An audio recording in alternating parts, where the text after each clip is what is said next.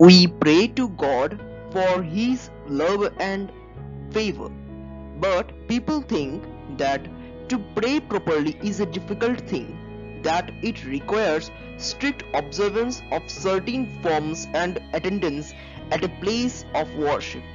This, however, is an entirely wrong idea. The best form of prayer is to love one's fellow man. God is the creator of everything in the universe.